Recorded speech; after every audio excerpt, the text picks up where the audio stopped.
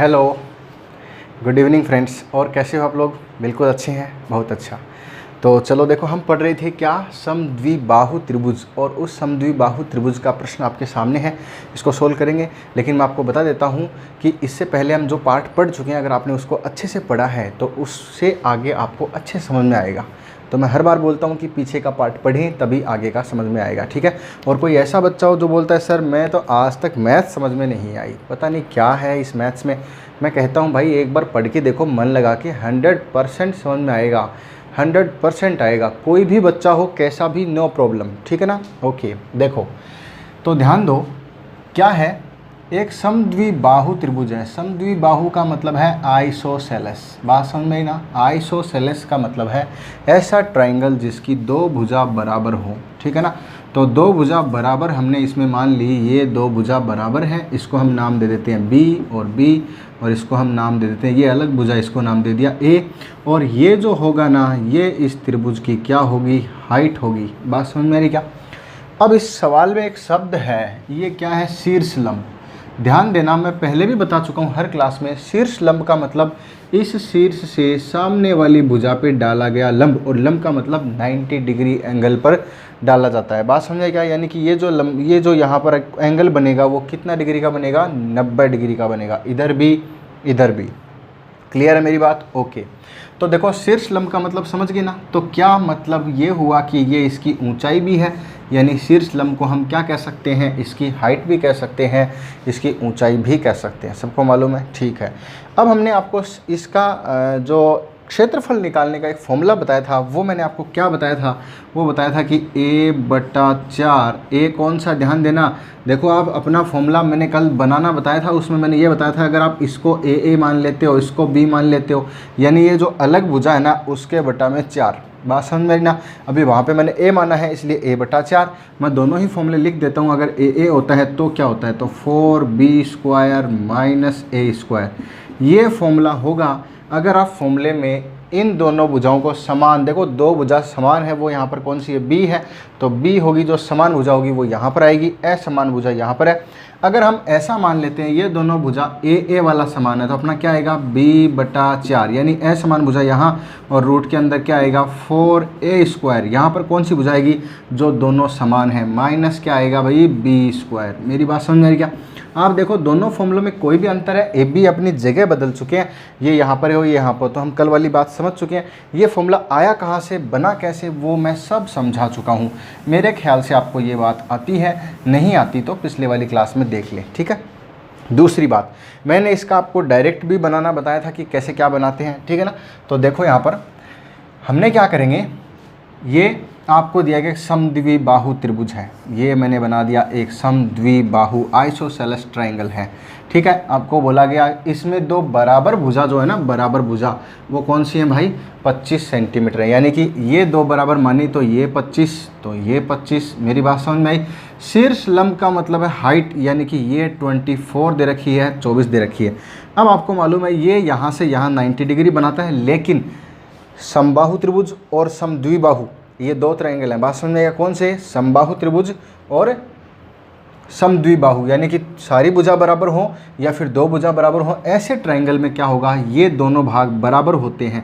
यानी यहाँ से लेके यहाँ तक की जो लंबाई होगी, वही लंबाई यहाँ से यहाँ तक की होगी, यानी ये टोटल दो बराबर भागों में बट जाता है। इसका मतलब ये बेस है, यहाँ पर ये आधार है, जो इस सवाल में कह रहा है ना, आधार, ठीक है ना। तो आधार क्या होगा, यहाँ से दो बराबर भागों में बट जाता है, जो हमें सवाल में नहीं दिया गया। कोई बात नहीं, नहीं दिया जाए तो क्या टेंशन है। आप देखो थोड़ा सा, अगर ये ट्रायंगल ए बी और सी है, और इसका मिड पॉइंट यहाँ पर हमने डी मान लिया है, अगर ये डी है तो आप ए डी सी ट्रायंगल को देखिए। कौन से ट्रायंगल को, ए डी सी ट्रायंगल को देखेंगे तो आपके सामने ये एक समकोण त्रिभुज होगा, राइट एंगल ट्रायंगल होगा। बात समझ में आ रही क्या?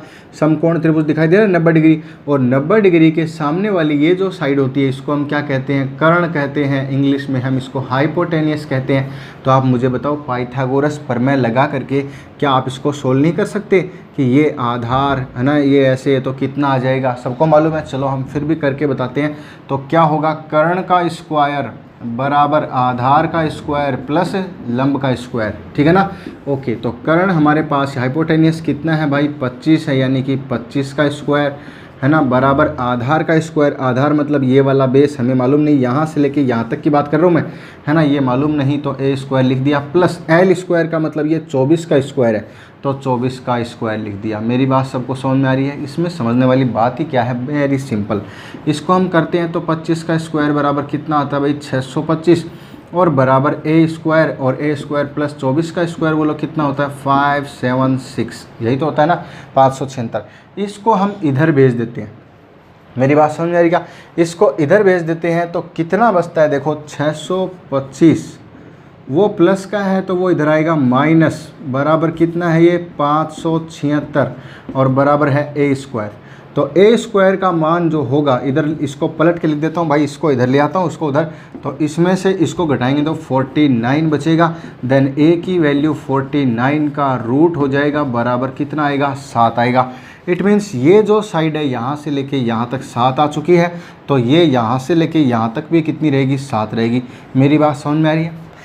देखो हमने इसको बिल्कुल आराम से एक एक चीज़ को खोल के पढ़ा है, कोई दिक्कत नहीं, लेकिन मुझे लगता है अगर आप इस चीज़ को समझ चुके हो, समझने के बाद एक बार दिमाग में घुस गया है ना ढंग से, अगर ये दिमाग में ढंग से घुस गया तो ये बताओ मुझे ये कितने सेकंड का काम है, मुश्किल से 3 4 5 सेकंड का काम है, सबको मालूम है ना। और देखो अगर मैंने आपको किसी क्लास में ये करना सिखाया था, याद करो, है ना, मैं एक बार इसको मिटा देता हूँ। आपको मैंने एक चीज़ बताई थी, मैं दोबारा इस क्लास में थोड़ा सा नोट कर देता हूँ, है ना।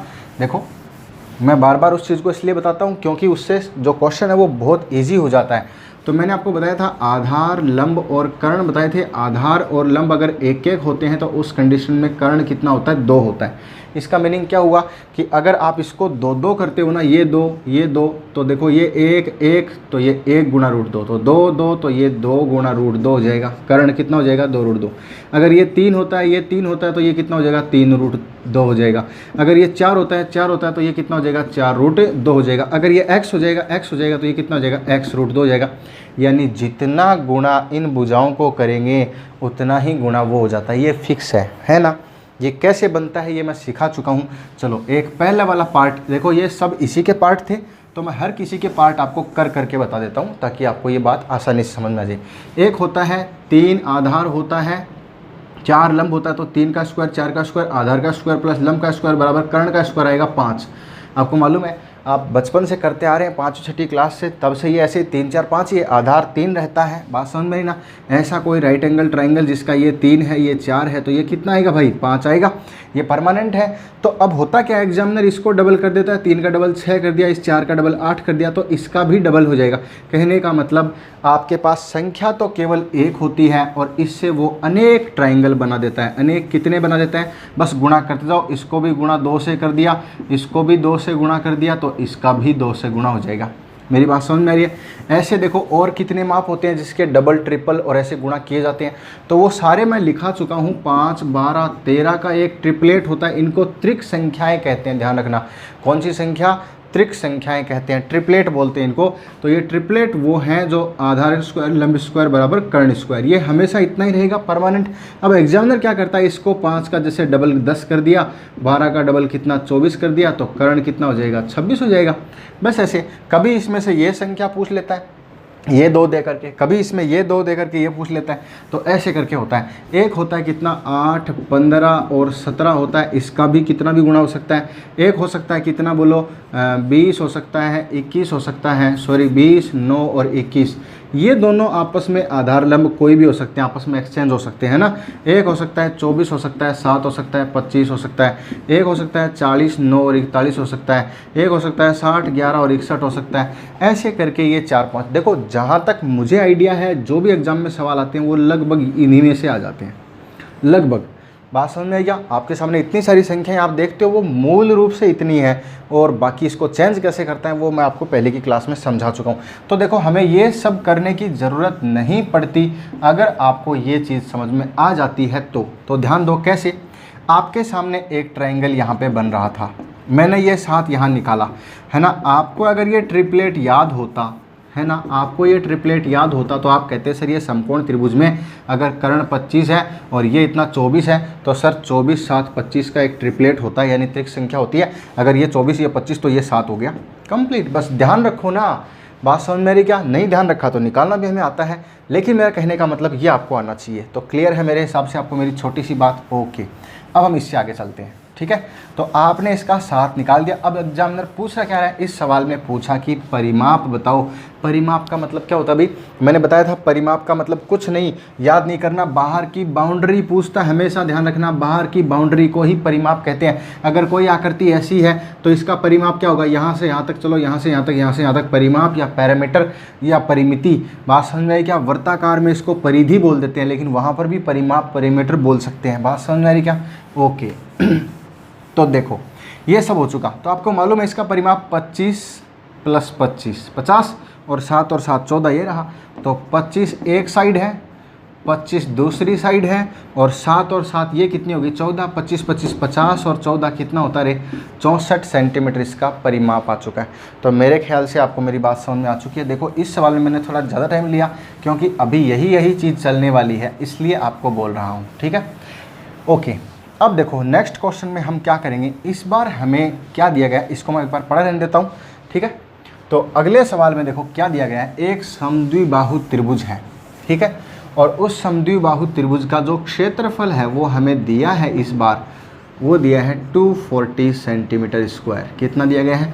240 सेंटीमीटर स्क्वायर। और एक असमान भुजा, असमान भुजा क्या होती है भाई? असमान भुजा को हम इस सवाल में आधार भी कह सकते हैं। बात समझ में आ रही क्या? असमान भुजा जो है वो इसके अंदर 20 सेंटीमीटर है। कितनी है भाई? 20 सेंटीमीटर है। क्लियर है क्या? असमान भुजा 20 सेंटीमीटर है, तो इस कंडीशन में आप उसका परिमाप बताइए।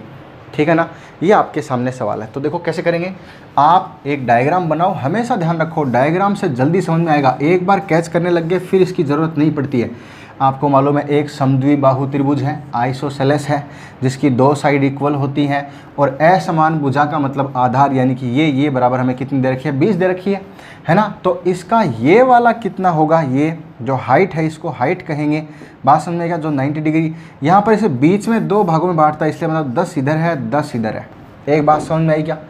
अब एक चीज़ नोटिस करो, क्या आपके पास ट्राइंगल का एक फॉर्मूला और होता है, 1/2 base into height, 1/2 base into height, यानी कि आधार, बेस का मतलब आधार गुणा ऊंचाई, यही तो होता है ना। क्षेत्रफल होता है 1/2 गुणा आधार गुणा ऊंचाई, तो 1/2 गुणा आधार गुणा ऊंचाई क्षेत्रफल यानी कि एरिया होता है, और वो आपको सवाल में दिया गया है। वो दिया गया कितना? 240 सेंटीमीटर स्क्वायर, बोला दिया गया ना। तो 1/2 बेस कितना है भाई? पूरा 10 और 10 20 है, यानी कि 20 है। और हाइट हमें पता नहीं, जो हमें निकालनी है, बराबर कितनी आएगी? 240 आएगी। 0 से 0 कैंसिल, 2 से 2 कैंसिल, इधर बच गई हाइट और उधर बच गया 24 बच गया। तो हाइट इज इक्वल टू कितनी आई भाई? 24 आई। मेरी बात सबको समझ में आ रही? मैं यहाँ पर 24 लिख देता हूँ। ठीक है, अब देखो हमने जो बात थोड़ी देर पहले पढ़ी थी उसको हम समझते हैं कि यहाँ पर इसको कैसे यूज करते हैं। ठीक है, मैं एक बार फिर से बता देता हूँ, जिसको ये बात आती है उसने तुरंत समझ लिया होगा। देखो हाइट हमने निकाल ली, तो ये मैं मिटा देता हूँ, ये हमारे किसी काम का नहीं। ओके, जिसको ये मालूम है कि ये कैसे निकालते हैं, तो देखो मैं आपको एक ट्राइंगल बना के बताता हूँ, फिर आपको अच्छे से समझ में आएगी। ये ट्राइंगल है, ये यहाँ से लेके यहाँ तक का मान कितना है? 10 है, और ये हाइट जो है ये कितनी है? 24 है। तो हमें ये निकालना है। तो देखो हम क्या करेंगे, इन संख्याओं को काटेंगे, काटने पर जो वैल्यू आएगी वो इनमें से ही आ जाएगी 99%। बात समझ में आ रही क्या? तो देखो 2 के पाड़े से कटता है 5 बार, 2 के पाड़े से कटता है 12, तो ये आ गया 12 5 वाला ट्रिपलेट। क्या किसी में 5 12 है? तो आप कहेंगे सर ये वाला ट्रिपलेट देखो इसके अंदर 5 12 होता है। अगर 5 12 बेस और हाइट है तो हाइपोटेनियस यानी कर्ण कितना है? तो कर्ण सर इसके अंदर 13 है। बोलो समझ में आया क्या? इसका मतलब ये 5 रहेगा, ये 12 रहेगा, तो ये 13 रहेगा। लेकिन सवाल में 5 नहीं 5 का डबल है, 12 नहीं 12 का डबल है, तो हमारा यहाँ पर भी 13 न होकर के कितना होगा? 13 न होकर के 13 का डबल होगा, यानी 26 होगा। मेरी बात सबको समझ में आ रही क्या? यानी इसका जो ये वाला जो साइड है वो कितनी आ गई? 26। अगर ये 26 है तो क्या ये भी 26 है? मेरी बात सबको समझ में आ रही है? ये 26 क्यों हुआ भाई? क्योंकि आपको मालूम है दोनों साइड इक्वल हैं। तो अगर आपसे पूछे कि इसका परिमाप बताओ, पैरामीटर बताओ, तो 26 + 26 52 और ये 20 है, बराबर कितना आया भाई? 72 सेंटीमीटर आया। तो मेरे ख्याल से आपको मेरी बात समझ में आ चुकी है। वेरी वेरी गुड, बहुत सिंपल है। देखो अभी हम बढ़ते जा रहे हैं, टेंशन मत लो, सबको समझ में आएगी बातें, क्योंकि हम आगे एक अच्छा सवाल करने वाले हैं, अच्छे, इसलिए छोटी छोटी बातों को ध्यान दो। तो मेरे ख्याल से आपको ये बात समझ में आ चुकी है, और बाकी आप पीछे की क्लास से देखें, है ना, आपको मिल जाएगा। अच्छी बात है। इससे नेक्स्ट देखो, अगला सवाल जो है आप करना, एक समद्विबाहु त्रिभुज है, फिर से वही है, आइसोसेलेस है। क्या है भाई? एक समद्विबाहु त्रिभुज है, ठीक है ना, और उसका जो बेस है, आधार है, वो मतलब 40 सेंटीमीटर है। बेस क्या है? आधार है, वो कितना है? 40 सेंटीमीटर है। क्लियर है क्या? अगर आधार 40 सेंटीमीटर है तथा शीर्ष लंब, अभी बताया था, शीर्ष लंब क्या होता है भाई? परपेंडिकुलर। शीर्ष लंब जो है वो 9 सेंटीमीटर है। अगर ऐसा दिया गया है तो आप बताओ इसका पैरामीटर कितना होगा, इसका परिमाप कितना होगा, पैरामीटर कितना होगा, है ना। कैसे करेंगे? समद्विबाहु त्रिभुज का डायग्राम बनाया, फटाफट उत्तर दीजिए कमेंट बॉक्स में, है ना। तो बेस कितना है इसका? 40, तो ये जो परपेंडिकुलर है ना, यहाँ पे 90 डिग्री, ये 9 है, तो ये 20 है। बोलो मेरी बात समझ में आई क्या? ठीक है ना। ये देखो कितना हुआ ऐसा। इसका एरिया पूछे, मान लो कुछ भी पूछे, एरिया आप बता सकते हो आराम से, कोई बड़ी बात नहीं, है ना। तो देखो ये 20 हुआ, ये 20 हुआ, ये कैसे हुआ सबको मालूम है, ठीक है ना। ओके, तो अब देखो समझो इस चीज़ को। अगर ये 20 है तो आप इसका ये वाला पार्ट निकालें, है ना। परिमाप अगर निकालना है तो एरिया तो निकाल सकते हो, 1/2, बेस कितना है भाई? 40 है, और गुणा हाइट कितनी है? 9 है, तो इसको इससे काटा, बराबर 20 और 20 में कितना आ गया? 180 आ गया। बात समझ में आ रही क्या? ये इसका एरिया आ गया। चलो एरिया नहीं निकालना, एक बार देखते हैं। देखो यहाँ पर क्या दिया गया, समझना, ये वाला, है ना। तो कैसे निकालेंगे? आपको मालूम है, कर्ण स्क्वायर बराबर, कैसे निकालेंगे भाई? 20 का स्क्वायर प्लस कितने का स्क्वायर? 9 का स्क्वायर। तो कर्ण स्क्वायर बराबर कितना आएगा? 400 + 81, यानी कि कर्ण बराबर 481 का अंडर रूट। मेरी बात समझ में आ रही क्या? कितना है ये? 481 का अंडर रूट आ गया है, ठीक है। ओके, तो इसके हिसाब से आप मुझे ये बताओ कि अगर ये अंडर रूट इतना आ गया है, मतलब ये 481 रूट 481 किसका मान आया है? ये आया है 481 यहाँ का, तो 481 यहाँ का आ गया, अंडर रूट में है। बोलो है क्या? बात समझ में आ रही ना। तो अब हम इससे आगे अगर सोल्व करना चाहें परिमाप, तो हमें क्या करना पड़ेगा? देखो पिछली बार जो मैंने सवाल में संख्या दी थी वो इस प्रकार की दी थी जिनका वो मान निकल सकता था, और मैंने आपको बोला 99% आपको इनमें से मिल जाएगा। लेकिन अगर कोई संख्या नहीं कटती है, उसके जैसी नहीं बनती है, तो हमें ये चीज़ आनी चाहिए, इसीलिए मैंने आपको पहले ये बताई थी, ठीक है। ओके, तो पैरामीटर कितना हो जाएगा बताओ मुझे? इसको जोड़ो प्लस इसको जोड़ो और प्लस ये 20 और 20 40 जोड़ो, ठीक है। तो 481 को देखो हम जोड़ते हैं, 481 रूट में प्लस 481 रूट में और प्लस 40। बात समझ में क्या? टोटल जोड़ते हैं तो ये कितना हो जाएगा? 2 रूट 481, यानी ये कितनी बार है? 2 बार है, तो 2 आ गया, और प्लस कितना है? 40, वो पहले लिख दो या बाद में लिख दो, यानी हमारा आंसर आ जाएगा 40 + 2 रूट 481। क्लियर है? ओके, इस तरीके से हम इसका पैरामीटर निकाल लेते हैं। तो क्लियर हो गया होगा। ऐसे कोई टेढ़ी संख्या आ जाए तो भी हम कर सकते हैं। तो चले आगे। ओके, देखो अच्छे अच्छे सवाल आते जाएंगे, आगे से आगे बढ़ते जाएंगे, टेंशन नको लेने का बिल्कुल भी। यहाँ तक सबको क्लियर है? बहुत अच्छा। ओके, तो नेक्स्ट क्वेश्चन है, देखो वो क्या है? एक समद्विबाहु त्रिभुज है। क्या है? एक समद्विबाहु त्रिभुज है, फिर से वही है ना। और इसके आधार जो है वो आधार नहीं, सॉरी, शीर्ष लंब जो है, शीर्ष लंब का मालूम है ना, हाइट है, वो कितनी है? 8 सेंटीमीटर है। शीर्ष लंब कितना है? 8 सेंटीमीटर है। तथा इसका परिमाप जो है, पैरामीटर जो है, परिमाप वो है 64 सेंटीमीटर। ये वाला सॉल्यूशन करके बताओ।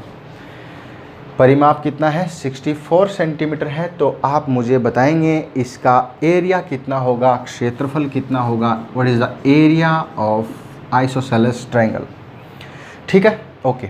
तो अब जरा करें जल्दी से, कमेंट बॉक्स में आंसर दें। इस बार का सवाल थोड़ा सा ऐसे लग रहा है कि टेढ़ा है, कोई बात नहीं, इतना टेढ़ा नहीं। देखो पहले हम समझेंगे, मैं इधर ट्रायंगल बना दूं ताकि हाँ एरिया निकालना है। ये यहाँ पे ट्रायंगल करना दिया। आप मुझे बताओ इसमें क्या चीज़ है, शीर्ष लंब दे रखा है बस, ये लो जी, और उसकी लंबाई कितनी दे रखी है 8। बड़ा इंपॉर्टेंट क्वेश्चन है, एग्जाम में आया हुआ है, ठीक है ना। पहले 2-3 सवाल किए, वो सिर्फ इसलिए किए थे ताकि आप इसके अंदर की बात को समझो, और कोई बात नहीं, बहुत इजी था, ठीक है ना। अब इसको देखो, ये शीर्ष लंबा 8 दे रखा है, इतना ही दे रखा है, न हमें ये साइड दे रखी, न ये दे रखी, न ये दे रखी, न ये दे रखी, परिमाप दे दिया। अब भाई परिमाप दे दिया तो परिमाप का मतलब तीनों साइड का टोटल दे दिया, लेकिन आगे कैसे करें, ओहो ये तो गड़बड़ हो गया। चलो देखते हैं, है ना।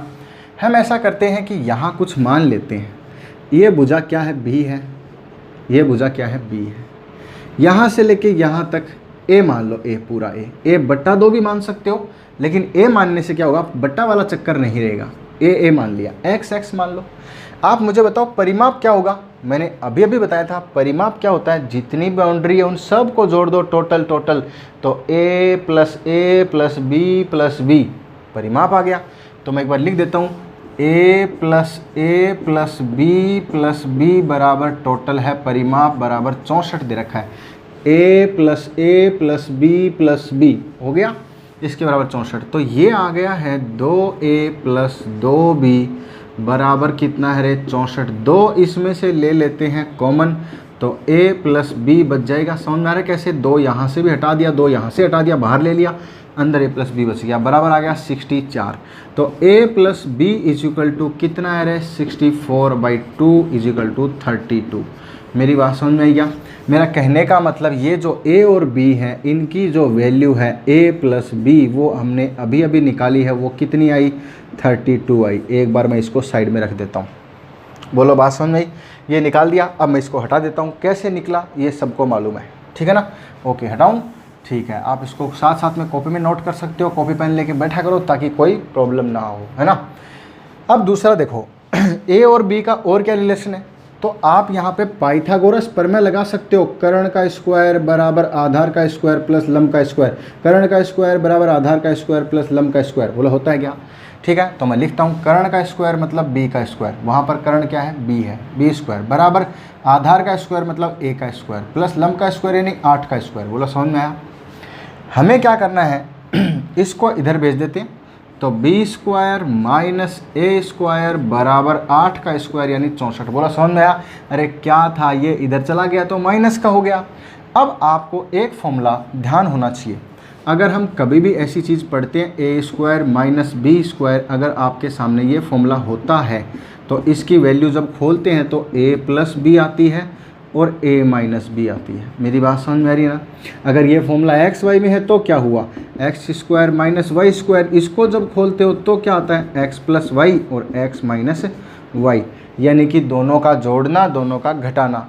ये बहुत जगह काम आएगा, कैसे बनता है वो भी हम किसी क्लास में चर्चा करेंगे, ठीक है ना।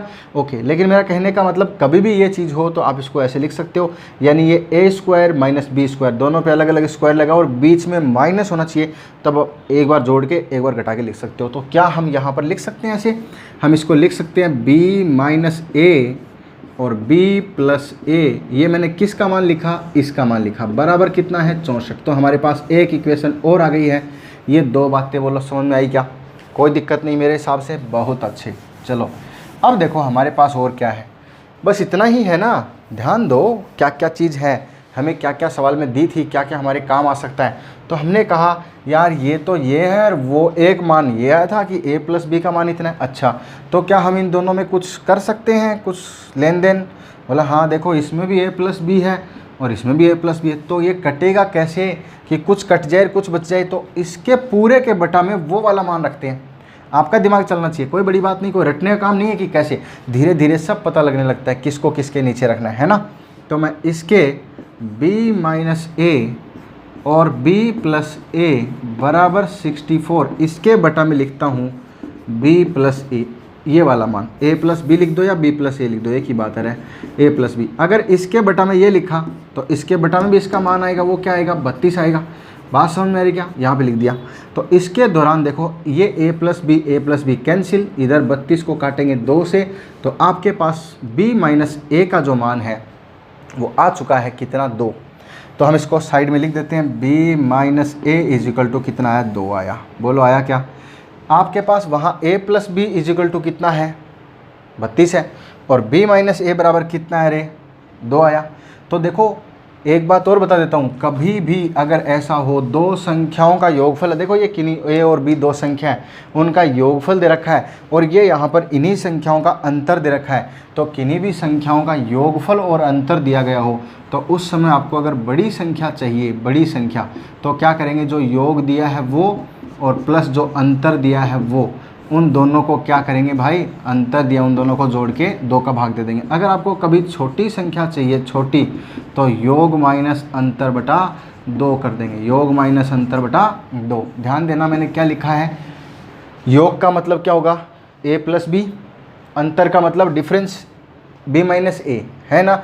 सेम दो संख्याओं का योग और अंतर दिया गया, बड़ी संख्या चाहिए दोनों को जोड़ के 2 का भाग, और छोटी संख्या चाहिए घटा के 2 का भाग। तो मुझे मान लो बड़ी संख्या चाहिए, तो बड़ी संख्या क्या आएगी 32 प्लस 2 बटा 2। कहाँ से आया 32 तो योग है और अंतर कितना है 2 है, तो 32 और 2 34 बटा 2 बराबर कितना आएगा भाई 17। और अच्छा बड़ी संख्या आ गई, छोटी संख्या कैसे निकालेंगे 32 माइनस 2 बटा 2, यानी कि 32 में से 2 घटाओ 30 बटा 2 बराबर 15, यानी कि बड़ी संख्या b का मान आ गया 17 और छोटी संख्या a का मान आ गया 15। तो आपके पास a और b दोनों के मान आए कि नहीं आए, मेरे हिसाब से आ गया। देखो ये आपको एक एक चीज़ लिख के बताई, इसलिए लग रहा है कि पता नहीं क्या कितना बड़ा है। आप इस सवाल को बहुत जल्दी कर सकते हो, एक बार इसको प्रैक्टिस करके देखना, पता चलेगा अरे वह तो बहुत सिंपल है, कुछ भी नहीं था, है ना, वेरी वेरी सिंपल। तो हमारे पास देखो इस ट्रायंगल में क्या क्या आ चुका है, इस ट्रायंगल में आ चुका है कि इसमें यहाँ लिख देता हूँ, ये वाली भुजा 17 है तो ये भी 17 है, ये कितनी आई 15, एक साइड की आई ध्यान देना, और 15 इधर और है, तो टोटल कितनी हो जाएगी 30 हो जाएगी। ठीक है, हमें पूछा था इस ट्रायंगल का पैरामीटर बताओ, क्या बताओ, परिमाप बताओ। तो 17 और 17 34 और 30 बराबर 64, यानी कि 64 सेंटीमीटर क्या है इसका, ओ सॉरी परिमाप तो हमें दे रखा था, हमने ये क्या कर दिया, कोई बात नहीं, एरिया निकालना था ना।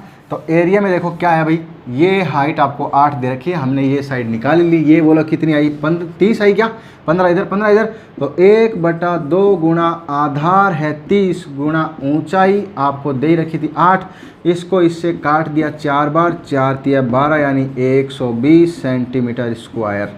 बोलो मेरी बात समझ में आई क्या। मेरे हिसाब से कोई दिक्कत नहीं होनी चाहिए इस सवाल में। चलो इससे आगे चलते हैं, है ना, फटाफट देखते जाओ, बस इससे आगे कौन सा सवाल होगा आप बस करते जाएं, है ना। मैं आपके सामने सवाल लिखता जाता हूँ, आप उसको सॉल्यूशन कीजिए। अगला सवाल है, एक समद्विबाहु त्रिभुज है, वही है सेम का सेम, ठीक है ना, और उस समद्विबाहु त्रिभुज का जो है वो क्या दे रखा है भाई, परिमाप 240 है, क्या है, परिमाप बराबर 240 सेंटीमीटर है, ध्यान देना, ठीक है।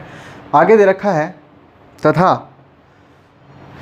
प्रत्येक बराबर भुजा, प्रत्येक क्या है भाई, बराबर भुजा, है ना, आधार बोल सकते हो या असमान भुजा, है ना, आधार का 5/6 है, तो एरिया ज्ञात करो। एरिया दे रखा क्या, नहीं दे रखा, तो एरिया ज्ञात करो। क्लियर है क्या। छोटा सवाल आपके सामने देखो, परिमाप दे रखा है और दे रखा है प्रत्येक बराबर भुजा व आधार का 5/6 है। अगर ऐसा कभी लिखा हो, हम ये वाली बात जब अनुपात समानुपात का टॉपिक आप पढ़ेंगे उसमें समझोगे कि इसको कैसे डिनोट करते हैं। फिर भी मैं देखो बता देता हूँ, बराबर भुजा का मतलब होता है इक्वल साइड, हो गया। आधार का 5/6 है, इक्वल साइड है, बराबर क्या है, आधार यानी कि बेस का 5/6 है। का मतलब ऑफ का मतलब मल्टीपल, ठीक है ना। ओके, तो इक्वल साइड यानी बराबर भुजा, शॉर्ट में लिख लिया, बराबर है क्या, आधार का 5/6, तो इक्वल साइड बटा, ये बोलो इसके बटा में आएगा, और उधर 5/6 रहने दो, यानी बेस 6 है और इक्वल साइड कितनी है 5 है। तो अभी हम इसमें बस करना कुछ नहीं, हो गया काम। देखो ये इसमें लिखा इक्वल साइड कितनी है रे भाई 5 है, 5 है। अलग साइड कितनी है 6 है। तो लाइन यहाँ खींच करके 3 इधर लिख देता हूँ, 3 इधर लिख देता हूँ। बोलो लिखा क्या? अभी अभी मैंने आपको बताया कि अगर ऐसे कोई लाइन होगी तो ये साइड अगर 3 है तो ये देखो एक क्या बन रहा है राइट एंगल ट्राइंगल, तो इसमें ये 4 होगा कि नहीं होगा? बोलो मेरी बात समझ में आई? तो अभी देखो ये तो रेशियो था, अनुपात था, परिमाप के इक्वल रखते हैं। तो ये 3x है, ये भी 3x है, ये 4x है, ये 5x है, ये x है, ऐसे मान लिया। तो टोटल देखो टोटल कितना हो जाएगा, ये एक बार जोड़ना इसको, परिमाप हो जाएगा यहाँ चलो 5x प्लस 3 और 3 6x प्लस 5x, तो 5 और 5 10 और 6 16, यानी परिमाप होगा 16x। बोलो होगा क्या? 16x क्या है? परिमाप है। और परिमाप हमें कितना दे रखा है 240 दे रखा है। तो x का मान कितना होगा रे 240/16 होगा। काटो 16 एक कम 16 बचेगा कितना कितना कितना 4 8 है ना, 16 पंजो 80। x का मान कितना आया 15 आया। x का मान 15 अगर आ गया है तो हम क्या करेंगे, x का मान यहाँ रखो यहाँ रखो यहाँ रखो, जहाँ मन करे वहाँ रखो, सारी भुजा आ जाएंगी। मेरे हिसाब से आपको मेरी बात समझ में आ गई होगी। लेकिन आपको पूछा क्या है, एरिया बताओ, क्षेत्रफल। तो 1/2 गुणा आधार, बोलो कितना होगा 3 और 3 6x होगा। कितना होगा भाई 6x गुणा आधार गुणा ऊंचाई कितनी होगी 4x होगी। बोलो 4x। तो आप ये बताओ 1/2 गुणा 6, x का मान आपने निकाला 15 गुणा 4 गुणा x का मान निकाला कितना ये, तो इसको इससे काटें 2 तिया 6, तो आप मुझे बताओ ये कितना होगा। ये आ जाएगा 15 तिया 45 गुणा 15 चौके 60 आएगा ना। तो 0 6 पंजो 30 और 6 चौके 24 और 3 2700 सेंटीमीटर स्क्वायर होगा एरिया। बोलो यहाँ तक किसी को कोई दिक्कत? मेरे हिसाब से किसी को कोई प्रॉब्लम नहीं होनी चाहिए, ठीक है। ओके, अब इससे आगे चलते हैं फिर से एक इम्पोर्टेंट क्वेश्चन की तरफ। बस आप फटाफट देखते जाइए और कॉपी पेन लेके फटाफट आंसर देते जाइए, है ना, क्या क्या आपके आंसर आते हैं, ठीक। तो देखो अगला सवाल है ना, एक समद्विबाहु त्रिभुज की प्रत्येक बराबर भुजा, है ना, ध्यान देना लैंग्वेज पे। एक समद्विबाहु त्रिभुज की क्या है, प्रत्येक बराबर भुजा व तीसरी भुजा। आप मुझे बताओ ये तीसरी भुजा कौन सी होगी? तीसरी भुजा वो होगी बराबर भुजा के अलावा, है ना। हाँ, तो एक समद्विबाहु त्रिभुज की प्रत्येक भुजा व तीसरी भुजा के बीच में जो अनुपात है वह 3:4 है। बोलो है क्या? सवाल में दिया गया है। तथा इस त्रिभुज का क्षेत्रफल, त्रिभुज का जो क्षेत्रफल है, area of triangle is 8√5 centimetre square है। कितना है? 8√5 सेंटीमीटर स्क्वायर है। तो त्रिभुज की तीसरी भुजा जो है ना, तीसरी भुजा फाइंड आउट, ज्ञात करो। सवाल समझ में आ गया? दोबारा सुन लेना। एक समद्विबाहु त्रिभुज की प्रत्येक बराबर भुजा व तीसरी भुजा का अनुपात कितना है? 3:4 है। क्षेत्रफल एरिया 8√5 है। तो तीसरी भुजा ज्ञात करो। ये छोटा सा सवाल। अब देखो अनुपात आपको दिया गया इसका 3:4। इट मीन्स 3 पहले आ रहा है तो 3 मान किसका होगा? इसका होगा। और 4 बाद में आ रहा है तो 4 मान किसका होगा? तीसरी भुजा का। बात समझ में आई ना? मैं इसको साइड में डायग्राम बना देता हूँ। तो अपने पास क्या होगा, ये होगी 3x बराबर भुजा होगी ना, और तीसरी भुजा कौन सी होगी? 4x, है ना। इसके हिसाब से देखो, आप मुझे बताओ कि एरिया निकालेंगे तो कैसे निकालेंगे? आप एरिया निकाल सकते हो आराम से, कोई बड़ी बात नहीं, है ना। हमें हाइट नहीं दे रखी, एक काम तो हम हाइट निकालने में कर सकते हैं, एक काम हम और भी कर सकते हैं। याद करो, मैंने आपको शुरू में ही फॉर्मूला बताया था कि अगर ये दो भुजा बराबर हैं और ये तीसरी भुजा अलग है तो हम एक फॉर्मूला जानते हैं। वो क्या जानते हैं? a/4 रूट में 4b² - a², ये होता है क्षेत्रफल। बोलो होता है क्या? ये क्षेत्रफल का फॉर्मूला है, तो हाइट नहीं दे रखी, आप हाइट निकालोगे सीधा इसमें रख दो या हाइट निकाल के कर लो, कैसे भी कर सकते हो। इसमें ए कौन सी भुजा होगी, ए वो होगी जो अलग होगी, बी वो भुजा होती है इस फॉर्मूले में वहाँ आती है वो भुजा कौन सी जो बराबर है, ये वाली। इट मीन्स ये तो बी होगी और ये क्या होगी, ए होगी। तो इस फॉर्मूले में रखें फटाफट, है ना। तो देखो मैं इसमें रखता हूँ, a बटा 4 का मतलब ये है 4x बटा 4, बोलो आया, ठीक है ना, 4x बटा 4। और आगे क्या आएगा, रूट के अंदर भाई आएगा 4b², यानी कि 4 गुणा b² का मतलब कितना होगा रे, 3x का स्क्वायर, बोलो होगा क्या, ठीक है ना। और आगे क्या आएगा, माइनस 4b² माइनस a² का मान कितना, 4x, तो 4x का स्क्वायर, बोलो आ गया क्या, ठीक है ना। ओके, तो देखो इसके अनुसार अगर करते हैं तो आप मुझे बताओ कितना आएगा। इसका जो एरिया है वो एरिया बराबर 8√5 दे रखा है, बोलो बात समझ में आ रही क्या, ठीक है ना। तो इसमें देखो ये 4 से 4 कैंसिल कर दो और इसके आगे आप निकालो बाहर, तो x बच गया है और इसके अंदर बोलो क्या आएगा। तो ज़रा सोल्व करना, इसको क्या आता है, ये आता है 3 तिया 9, 9 चौका 36x² और माइनस क्या आएगा, 4 चौका 16x² बराबर 8√5 आ गया, बोलो आ गया क्या। इसके आधार पे अगर आप आगे सोल्व करते हो तो 36 में से 16 चला गया तो 20x² बच गया, तो x रूट कितना आएगा, 20x² बराबर 8√5 आएगा ना। अब ज़रा ध्यान देना, आप मुझे बताओ इसका जब रूट निकालते हो तो क्या निकलेगा।